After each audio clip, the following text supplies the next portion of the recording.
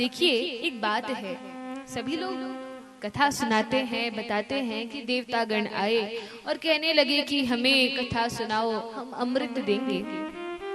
लेकिन देवतागण यदि कथा सुनना ही चाहते तो क्या करते? चुपचाप पीछे बैठकर आ जाते और कथा सुनते। क्या कोई उन्हें मना करता? क्या सुखदेव गोस्वामी उन्हें डांटते? क्या उन्हें भगाते? क्या उन्हें अपशब्द कहते? क्या उन्हें कहते कि तुम कथा के अधिकारी नहीं हो, चले जाओ? नहीं कहते। वे यदि पीछे बैठकर सुनते तो सुखदेव गोस्वामी कुछ नहीं कहते। लेकिन देवी देवताओं ने क्या किया? वे चुपचाप बैठकर श्रद्धा से नहीं सुने। उन्हें चाहिए था कि हमारा नाम हो, इस परीक्षित का नाम क्यों हो रहा है, कि इसके कारण कथा है। और ये परीक्षित, यह तो मर्त्य प्राणी है, 7 दिनों बाद इसकी मृत्यु होने वाली है, अकाल मृत्यु होने वाली है, तो भी इस परीक्षित को तो यह भागवत प्राप्त हो रहा है। और हम तो स्वर्ग में रहने वाले देवता हैं, सुखदेव गोस्वामी हमें ना सुनाकर इनको सुना रहे हैं। तो उन्हें बड़ा अहंकार था कि हम ऊंचे हैं।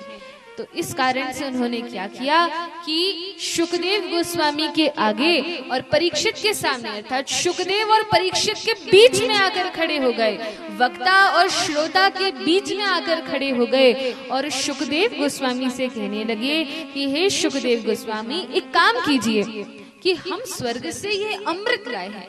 देखिए, आप परीक्षित को कथा इसलिए ही सुना रहे हैं ना कि इसकी 7 दिन बाद मृत्यु होगी, और वह भी सर्प दंशन से, तक्षक नाग के काटने से। तो हम आपको विश्वास दिलाते हैं कि यह जो स्वर्ग का अमृत है, इसे यदि परीक्षित पिएंगे तो सांप के काटने से भी उनकी मृत्यु नहीं होगी। आपकी भी समस्या हल हो जाएगी, परीक्षित की भी समस्या का समाधान हो जाएगा। तो एक काम कीजिए, यह अमृत का कलश लेकर परीक्षित को पिला दीजिए, और कथा का जो अमृत है यह हमें पिला दीजिए, हमें सुना दीजिए। लेकिन यह बात सुनकर सुखदेव गोस्वामी को बड़ा क्रोध आया। भगवान के भक्तों को वैसे कभी क्रोध आता नहीं है, लेकिन यदि कोई शास्त्रों के विरुद्ध जाता है अथवा भगवान के या उनके भक्तों का अनादर करता है तो साधु संतों को भी क्रोध आ जाता है। तो सुखदेव गोस्वामी कहते हैं, बड़ा डांटते हुए, देवी देवताओं को अपशब्द कहते हुए सुखदेव गोस्वामी कहते हैं, क्व सुधा क्व कथा लोके क्व काचः क्व मणिर्महान ब्रह्मरातो विचार्यैवं तदा देवांच हासः।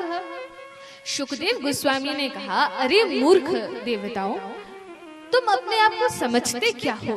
कहाँ तो तुम्हारा ये स्वर्ग का तुच्छ अमृत और कहाँ भगवान की मंगलमयी कथा। देखिए, सुनने में तो बड़ी साधारण बात लगती है कि कहाँ अमृत और कहाँ कथा। विचार कीजिए, सुखदेव गोस्वामी का भागवत के प्रति कितना प्रेम है, कितनी श्रद्धा है, आस्था है। और केवल सुखदेव गोस्वामी का नहीं, वरन परीक्षित महाराज का भी। उन्होंने भी नहीं कहा कि गुरुवर एक काम कीजिए, ये कथा तो ठीक है, यदि मैं अमर हो गया तो कथा तो कई बार सुन लूंगा। लेकिन परीक्षित महाराज ने भी ऐसा नहीं कहा। क्यों नहीं कहा? क्योंकि ये भक्त वास्तव में भगवान की कथा की महिमा को जानते हैं, और केवल जानते नहीं हैं बल्कि इसको अपने हृदय से स्वीकार भी करते हैं कि इस कथा की वास्तव में कितनी महिमा है। तो इस कथा की महिमा को जानते हुए, समझते हुए भी कि सुखदेव गोस्वामी ने देवताओं को भगा दिया, उनका अपमान करके कहा कि तुम इस कथा को सुनने के अधिकारी नहीं हो। क्यों? कहा, अभक्तांश तांश विज्ञाय, अभक्त जानकर कह दिया कि तुम कथा के अधिकारी नहीं हो, चले जाओ यहाँ से। और परीक्षित महाराज को भगवान की कथा सुनाई।